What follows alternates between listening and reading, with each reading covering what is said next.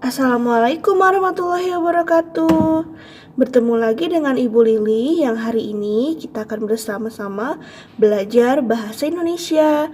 Tema 4, subtema 2.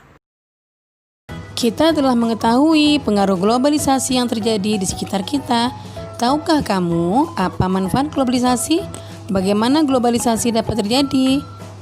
Yang pertama, muatan bahasa Indonesia KD 3.2 dan 4.2 menemukan informasi penting dari teks yang dibacakan.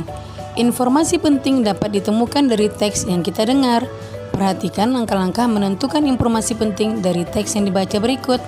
Yang pertama, dengarkanlah teks yang dibacakan dengan sungguh-sungguh. Yang kedua, catatlah informasi penting yang kamu peroleh dalam bentuk poin-poin. Yang ketiga, kembangkanlah poin-poin tersebut menjadi kalimat yang utuh. Yang keempat, rangkailah kalimat tersebut hingga menjadi paragraf baru.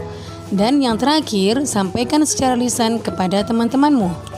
Amatilah foto berikut. Bagaimana pendapatmu? Menteri Luar Negeri Retno Marsudi menjadi pembicara dalam pertemuan tingkat Menteri Negara-Negara Forum Kerjasama Ekonomi Asia Pasifik atau APEC di Manila, Filipina, 17 November 2015. Nah, setelah kita mengamati foto tadi, mari kita jawab pertanyaan berikut.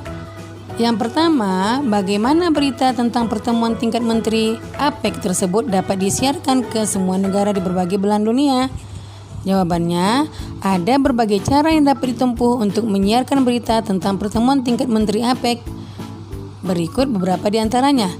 Yang pertama, berita dapat disebarkan melalui media cetak maupun elektronik seperti surat kabar, berita di televisi, majalah, pamflet, dan berbagai media lainnya.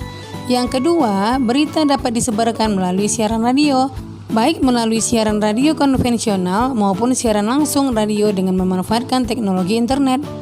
Kemudian pertanyaan kedua adalah, apa manfaat globalisasi terhadap kerjasama Indonesia dengan negara-negara di Asia dan di dunia? Manfaat yang diperoleh dengan adanya kerjasama dengan bangsa Asia dan dunia bagi Indonesia berdampak pada beberapa sektor. Sektor-sektor tersebut antara lain ekonomi, sosial, pendidikan, dan budaya. Nah, anak-anak ibu, simak teks eksplanasi yang akan dibacakan oleh gurumu. Teks akan dibacakan dalam setiap paragraf. Nah, informasi penting dalam teks tersebut antara lain, paragraf pertama atau topik masalah. Hampir semua kegiatan manusia di era globalisasi membutuhkan energi listrik. Namun, energi listrik ternyata memiliki dampak negatif jika digunakan secara berlebihan. Kemudian paragraf kedua atau deret penjelas. Dampak dari pemborosan energi diantaranya adalah pemanasan global. Pemanasan global mengakibatkan cuaca tidak teratur dan musim panas yang berkepanjangan. Manusia terancam habitatnya akibat pemanasan global. Kemudian paragraf ketiga atau deret penjelas. Untuk menghindari pemanasan global dapat dilakukan yaitu dengan melakukan sikap hidup hemat listrik. Contohnya adalah dengan memilih peralatan hemat energi dan mematikan semua peralatan listrik yang tidak terpakai. Kemudian paragraf keempat yaitu simpulan atau saran. Dengan hemat energi listrik berarti kita masih menyelamatkan bumi kita secara nyata. Terima kasih. Wassalamualaikum warahmatullahi wabarakatuh.